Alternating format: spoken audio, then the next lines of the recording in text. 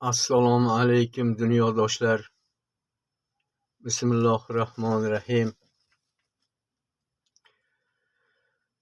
Hozir soat 5:30. 5:30.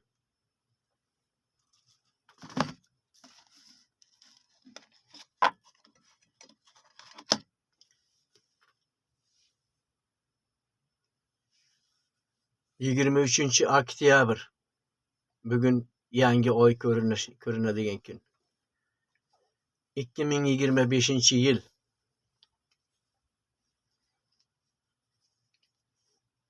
Men o'sha o'zga sayyorada o'qigan astronomiya fanidan menga o'rgatganlarini mana shu yerga kelib, mana shu yerga tushirgandan keyin 100 yil o'tgandan keyin bu sun'iy yerni mana shu yerni qiyomat qoyimga aylantirib yuboradi.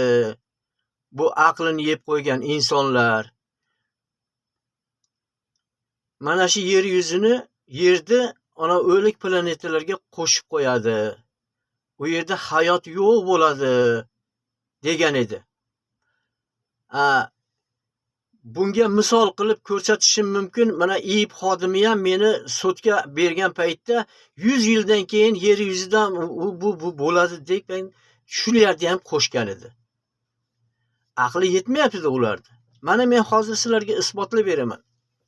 Men bir paytlar aytgandim. Mana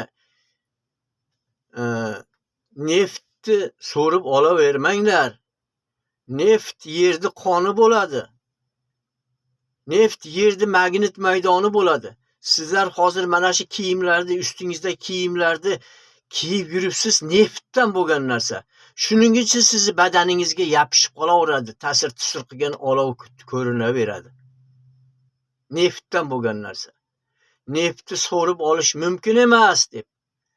Mirziyoyevga ham aytgan edim, hurmatli Mirziyoyev, siz Yevropani odamlarini chaqirib kelib, bu yerdan uran, O'zbekiston eng dunyoning markaziy nuqtasi bo'lgan, Allohning nazari tushgan yerdan uranni Yevropaliklarga ruxsat bermang, qazib olmasin. Uran bu eng kuchli narsa.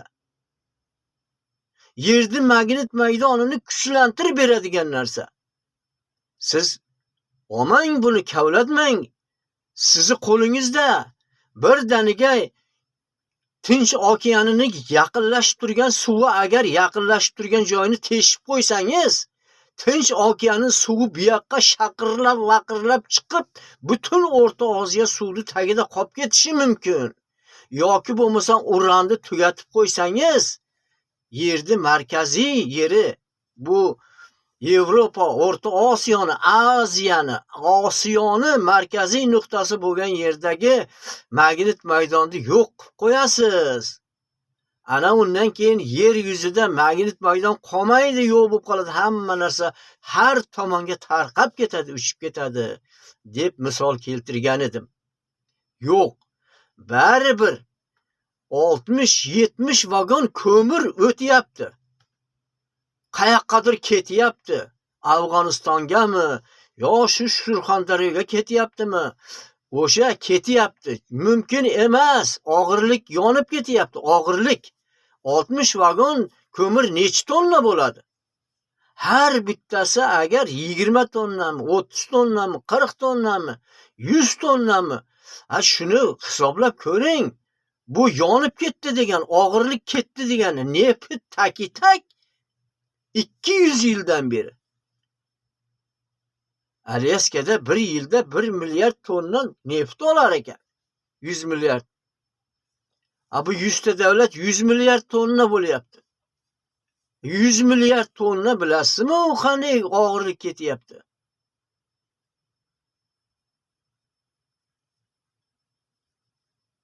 Mana meni soxta olim deb Samozvanis degan odamlar ham bor. Hali qulog'imdan eshitmadim-ku, lekin yozgan kommentariyalar ilohiy tuzum akkauntimdan yo'q qilib o'chirib. Mana hozir bitta, ikkita odam ko'ryapti. Ko'rmaydi endi. Buni kim ko'radi? Faqat SRO'ni odamlari ko'radi, DXX odamlari ko'radi, ichki ishlar ko'radi, hakkerlar ko'radi, bo'ldi, tamom. Meni boshqa ko'rmaydi. Mayli, o'shalar ko'rsa ham mayli. O'sha yerda ham vijdon bo'lsa, agar g'urur bo'lsa chiqib, meni mana shu ko'rsatuvimni ko'rsatish kerak. YouTube kanali tarqatish kerak ularni qo'lida. Ilgari YouTube kanali to'g'ridan to'g'ri ketaverardi gapirgan paytda. Uni plyusni bosib gapirganda ketaverardi. Hozir programmalashtirib qo'ygan, ketmaydi. Abrobotga bo'lgandan keyin ko'rinadi. Meni tushunmaydi deb o'ylashadi. Ana Shuhratning shogirdi haligi nima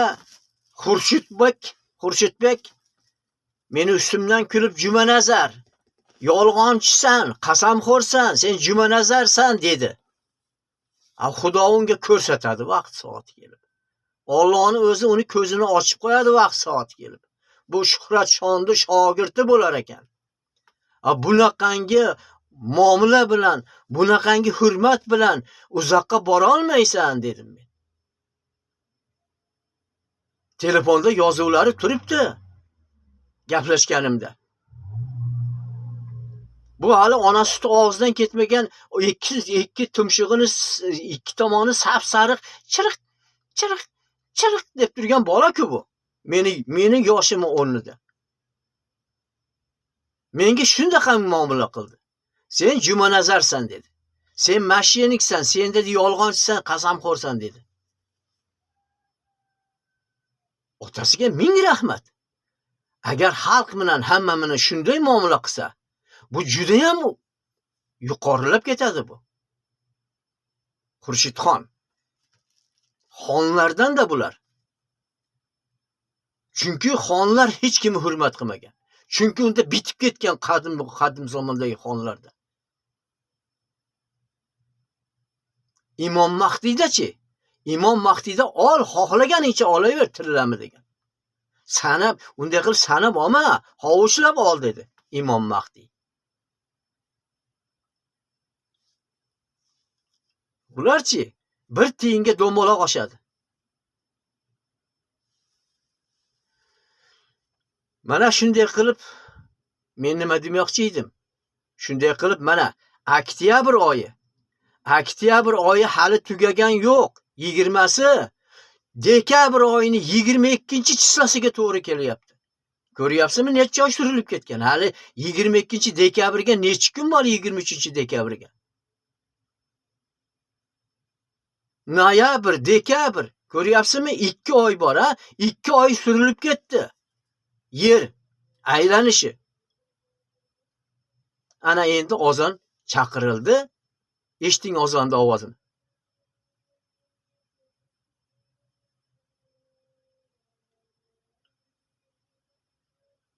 Allohga beoda shukrlar bo'lsin-ki, ozonda ham ovozi eshitilib qoldi mana. Ozonda ham ovozini o'chirib tashagan edi. Kimlar o'chirdi? Bosim qilayotgan g'arb o'chirdi. O'chir ovozini dedi. Kimlar ular g'arbdagilar? Yevreylar. Mana Isroil yuvambit bo'lib qochib yo'qolib ketgandan keyin yana qaytib keldi ota yurtiga. Isroillar. Mana yana yer so'rab keldi. Yulduz Usmonova yordam berdi ularga. Mana ko'ryapsizmi qanday bag'ri keng musulmon o'zbek millatining bag'ri keng. Eng musulmonda ashaddiy dushmani ham do'stlik qiladi.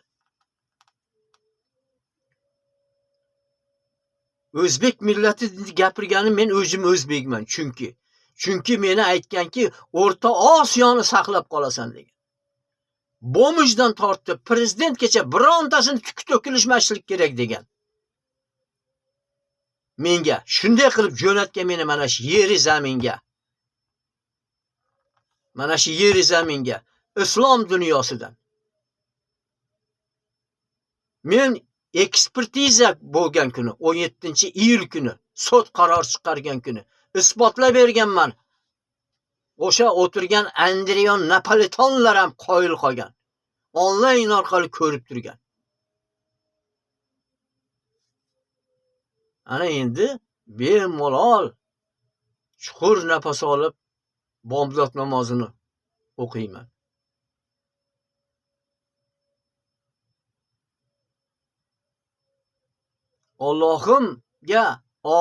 Allohimga yetib borishini so'rayman. Madad qilib.